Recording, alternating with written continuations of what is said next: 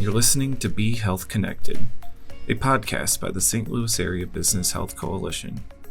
Your host for today's episode is Kaylee Delishmidt, BHC Pharmacy Program Coordinator.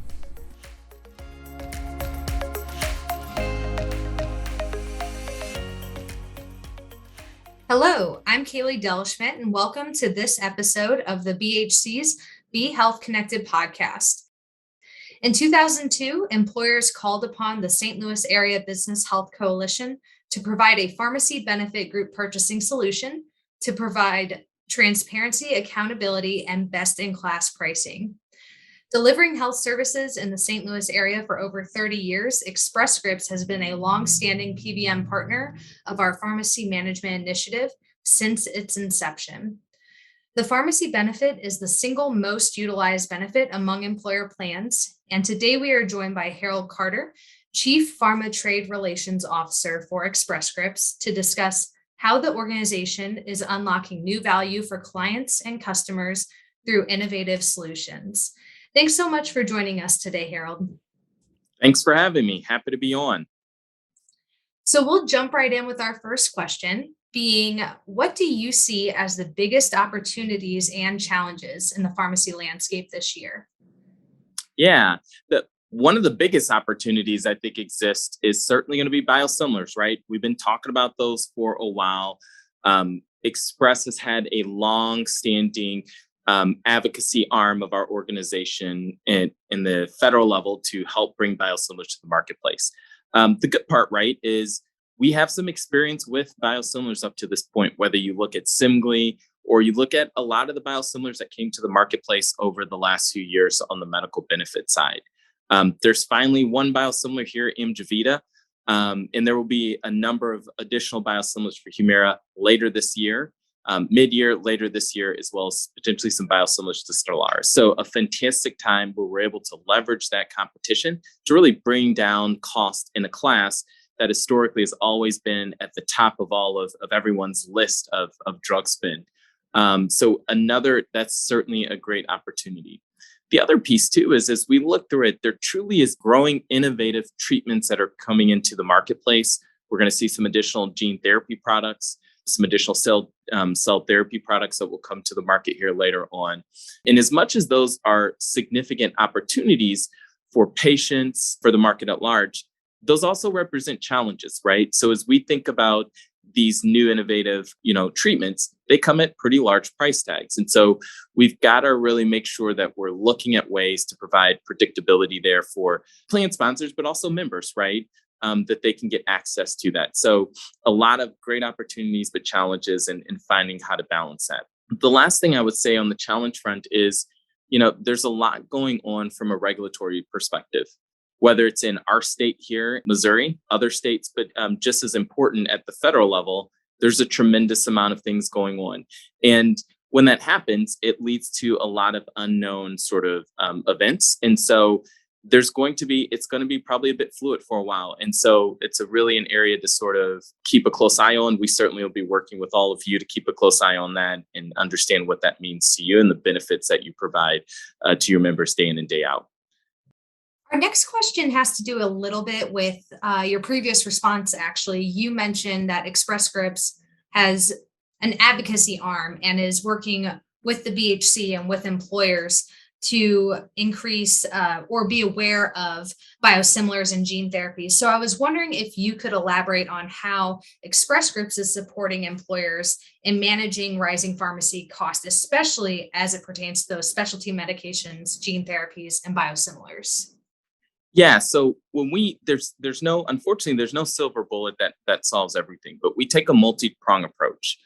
If we use biosimilars for an example, Dr. Steve Miller, who used to be our chief medical officer, as well as our government affairs team, spent years in the early 2000s advocating at the federal level for creating a pathway for biosimilars to come to the marketplace and then subsequently for interchangeability. So this has been an area that the company has been focused on for more than a decade. And the fruits of that labor, obviously working in partnership with, the St. Louis Business Health Coalition and others, has come to fruition, right, as we're starting to see treatments come to the marketplace. But that, right, there's still a lot of work to do there, but has come a long way since then. When I think about it, though, it fits into a few different buckets. First and foremost is to educate, to seek to understand and educate. And the way that you're able to do this is understanding what are the dynamics, what are the treatment options that are coming to it, what do all those biosimilars look like, and then how do we help to inform our plan sponsors on what's coming down the road so they can prepare for it. But also, just as importantly, how are we educating and talking to providers? Because there's such a very important part of the mix to all of this as they're working with patients day in and day out. How do we educate the pharmacies so they understand the value of these and that they're clinically as safe? And then how do we work with members? And so it really is, in that first step is really kind of taking that education piece and going from there. The second piece that I would think about is then, okay, so now how do we leverage some of the tools that exist in the arsenal today, whether that's as well as formulary, to ensure that everyone is seeing that value come to fruition. But how are we evolving those solutions as well, right? So that they're smoother, they're more succinct, things of that nature. And then on top of that, how do we evolve even further? So if you think about just in the past, not too far away, is that we rolled out Embark, focusing particularly on gene therapy, where we're providing, predictability at that 99 cents PMPM, where there's predictability for the plan sponsor, but also the member, as well as if there's any sort of dollars left over in that program, that it gets sort of paid out at the end of the year if it's not used. And so we're able to do some very unique things there. And that's really setting the stage for not just the gene therapy products that recently came to the marketplace, but the ones in front of us that we know specifically are going to have much larger populations and coming at much higher price points potentially. And so again, it's not just understanding and educating, but it's then how do you leverage the existing tools that everyone's used to and then building upon on top of that. And those are things that you've seen us do over the last few years. And that's not going to stop, particularly as we start thinking about rare diseases, we start looking at oncology. The mindset will be, how do we continue to evolve those our tools, but also enhance some of those supports, particularly so that we're putting the patient at the center of it, because we know that when we're successful there, we can improve outcomes, we can lower costs for plan sponsors, and make sure that we're helping create a much healthier workforce for ourselves. What I think I'm hearing is that there's a lot of expansion around drug offering, prescription drugs, and drug therapies. But what about beyond the traditional prescription drug offering? How is the pharmacy benefit expanding to be a more holistic benefit in general? Yeah, so there's a few pieces to think about there, right? When we think, when I'll give you a great example, is so much. If you look at a class such as oncology, oftentimes folks think about it in a realm of medical benefit versus pharmacy benefit, versus looking at oncology treatment at its heart, and how do we help those patients through that journey, and how do we connect the dots for them along the way and shelter them through the entire pathway. And so as you think about, I would say, the benefit going forward, sometimes there's that folks shouldn't always think about pharmacy versus medical, but what are we doing to sort of support those patients and manage the costs that's associated with it, or the waste that's associated through their patient journey, because that's what's the best, that's going to lead to better outcomes and better costs for everyone. And so as we think about evolution, I think that's going to be a key piece. The other piece that I would say is to think about as well is, we oftentimes talk about thinking about how do we get patients adherent, but oftentimes we forget that there's a lot of factors outside of just the drug itself that drive a patient's adherence and drive their outcomes, right? We know that 80% are impacted by social determinants of health outside of just the healthcare setting. So whether that's transportation, that's housing, that's socioeconomic status. And so when we think about it, it's really about how do we infuse, such as our social determinants of health index that Evernorth has, how do we infuse that into everything that we do?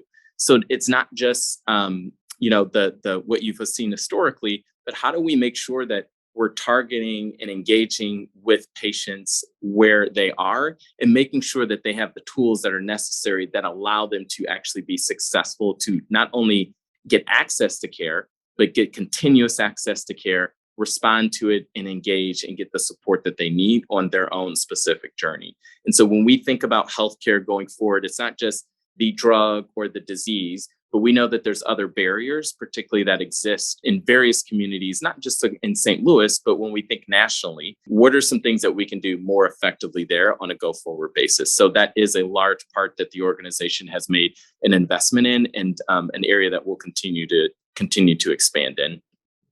I love it. As somebody with a public health background, I really enjoy hearing the social determinants of health being integrated into the pharmacy benefit space. It's really exciting stuff. If you don't mind, we're going to shift gears entirely. All right, we've let's do it. Yeah, we've seen a lot of consolidation in the marketplace, right? And so my question for you is, how do you see vertical integration and the consolidation of health plans, PBMs, and care providers impacting pharmacy benefits as members experience them today? Yeah, it's a great question. There's a lot of different models that are out there that exist today, and so certainly Express Scripts was purchased by Cigna at the end of 2018. The way that I see it, though, is a few different things. One, as you mentioned before, the pharmacy benefit is the most utilized benefit that's there. It's the first entry point that doesn't always give you all the answers, but gives you early signs that something right isn't going on, and allows us to engage. And so when I think about it from our organization's perspective, in the structure that we've taken and what we've gone through creating our health services organization as Evernorth, there are certainly pieces of the puzzle that we have internally or we have partnerships with that we can do. But we actually think that a lot of sort of the acquisitions, movements that happen actually are still going to require a significant amount of partnership around the healthcare system. And so a lot of those, whether it's a health plan that a plan sponsor uses, whether it's a point solution that they use, there's a significant amount of partnership that's still going to have to happen across the healthcare system. And we're structured in a way under Evernorth to uniquely do that, whether it's with the providers, it's with the pharmacies, it's with other tech companies, et cetera. And you've seen that resonate pretty well across the market with some of the partnerships that we've been able to announce, whether that is a new plan sponsor, whether it's a health plan, et cetera. And so that model has resonated. And when I think on a go forward basis, I don't think that there's going to be a scenario where everything's in-house for any organization. The ones that are going to do the best are going to be the ones that can partner across the healthcare system to make treatments and outcomes improve for patients and manage cost. I couldn't agree more. That care coordination piece is absolutely essential when we have all these players involved, right? Yeah. And earlier you mentioned legislation and how you almost alluded to the fact that it could potentially be a challenge. So how are some of the state and federal legislation that's being proposed going to impact how employers manage their benefit? Yeah. So as you look at whether it's in certain states as well as the federal level, you're seeing a tremendous amount of conversations around copay or required co-payments on insulin and some of those things. It's even happening at the federal level. That impacts the flexibility or the optionality that plan sponsors have on how they want to run their benefit, right? You're seeing different things around copay programs, structures being taken. So there's all of these. You see IRA that's coming, and the question is, while it's focused on the Medicare side, what does that mean to the commercial side of the business of the market, right? And so no one really knows how some of these things are going to sort of where they're going to land or what the long-term impact is, because there's still details that are coming out. But one of the things that we focus on is how do we make sure that we are advocating on the behalf of those that we serve, whether that's members, it's plan sponsors, to make sure that they continue to have the optionality in the marketplace that they feel best meets the needs of their members, their employees, and the constituents that they're serving. And I'll go ahead and do this shamelessly. I'll put out just a plug on to visit What's Possible. And so this is actually it's our healthcare advocacy website. And that's to learn about what's going on in health policy, how clients can make their voices heard on various policy debates, information, things of that nature. And so we created this not too long ago to be a source that all of our clients could actually go and understand what's going on, whether it's at the state level and the state's certainly Missouri, which we're aware of, but you have so many more that service just outside of Missouri, but also then at a federal level. So just put a plug in for that, where we keep real-time information. We provide ways for you to give us feedback to make sure that we're addressing what you're thinking or what you want to be heard in those various states side by side with you. So something to just take a look at. It sounds like a great resource, and it's important for, it's important for employers to know that it's out there, because the legislation and policy space is rapidly changing and ever Changing daily. evolving. And there's so much focus being placed on the pharmacy benefit in particular these days. So it sounds like it's a great place for employers to start, so they can get some of those initial questions answered. Yeah, and to the extent that they have additional questions, myself as well as our government affairs team, we have a small but mighty team that's there that focuses on the state as well as the federal level, and are sort of ready to sort of sit arm in arm with you as well as your account team to sort of dive into more details. So certainly reach out, take a look. If you have questions, don't hesitate to reach out, and we're happy to jump in. Well, I think our last question is an opportunity to further elaborate on some of the stuff we were talking about earlier, the expansions of the pharmacy benefit and pharmaceutical innovations in a way that provide better care for patients with diverse backgrounds and needs. So I was wondering if you could give us a little bit more information, maybe on how Express Scripts and Evernorth are leveraging that index you mentioned earlier to bring care to the patient, like you were mentioning. Yeah, so a great example. So a few different things. And one of the interesting things we just recently did around our social determinants indexes, we actually noticed that there were certain communities with one of our plan sponsors where patients were struggling, particularly with prenatal treatment, things of that nature, vitamins. And so we were actually able to sort of identify that within the index and actually put some resources there in that community to help, because we know that unfortunately in certain communities that, the mortality rate for kiddos and newborns is lower. So that's a great example where we were able to make some pretty quick investments there. We actually also look at there's certain areas in the country, right, where we actually see a larger perspective or prevalence of cardio disease, right? And how are we ensuring that, one, those patients are getting tested, but two, there are treatments that they can be taking that are costing pennies a day that could stave off significant, worse outcomes later on, heart disease, heart attacks, hospitalization, early death, things of that nature. So there's just so many ways that we can sort of take investments there and make sure that those folks are having tools.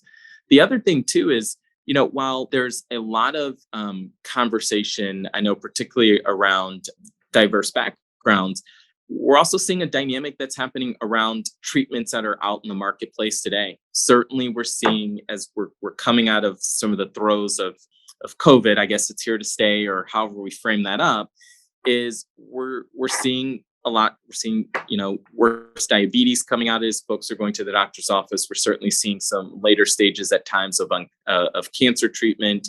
We're seeing a proliferation, obviously, of folks going to weight loss drugs, things of that nature. And so as we think about the market, we think that the benefits, there's probably some things to be thinking about long-term around what do some of the benefits look like long-term. And what I mean by that is there's ways that we actually have to go about treating patients today, making sure they're successful on treatment. But now it's really time to get, I think, a lot more serious on the wellness side. On some of these things are actually preventable. And we talk about this year after year after year, but we still see a large wave of patients, unfortunately, developing diabetes, right?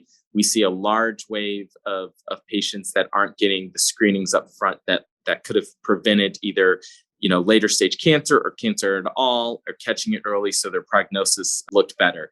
And so I think one of the areas that we've got to make really better strides at, and it's going to be community by community, state by state, is how do we get so much better at early screening, removing some of the stigmas that's associated with screening. I know within certain communities, right, there's folks have a concern around healthcare, right, and and maybe aren't either understanding everything or have, for various legitimate reasons, have a concern around the healthcare system. And as they get involved, what does that mean?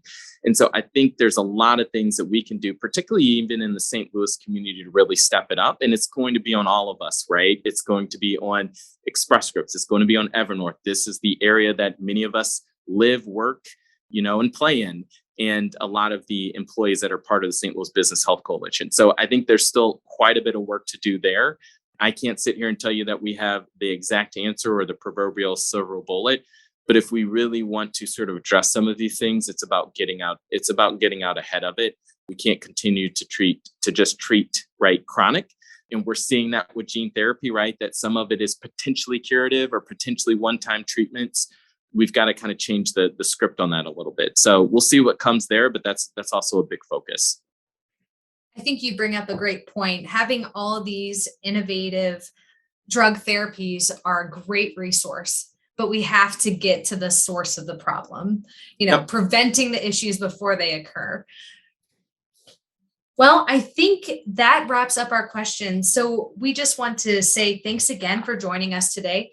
We really appreciate your longtime partnership and commitment to delivering the best value for our pharmacy management initiative. As we close out today's episode, do you have any parting words for our audience? Yeah, for any of those of you, I'll put in a plug. We obviously have our outcomes here coming shortly. Be on the lookout for that. There's going to be some great topics. Going to hit on some of the items that I just talked about. Certainly something that's on everyone's line is what's going to happen with weight loss, what's going to happen with diabetes, what are some of the steps that are being taken there. So just look forward to seeing all of you all in sunny Florida.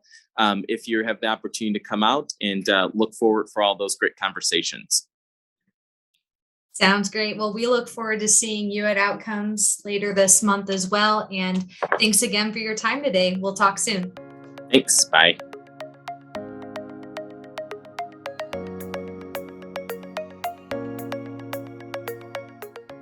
Thank you for listening to the Be Health Connected podcast. For additional episodes or to learn more about employer resources available through the St. Louis Area Business Health Coalition, please visit www.stlbhc.org.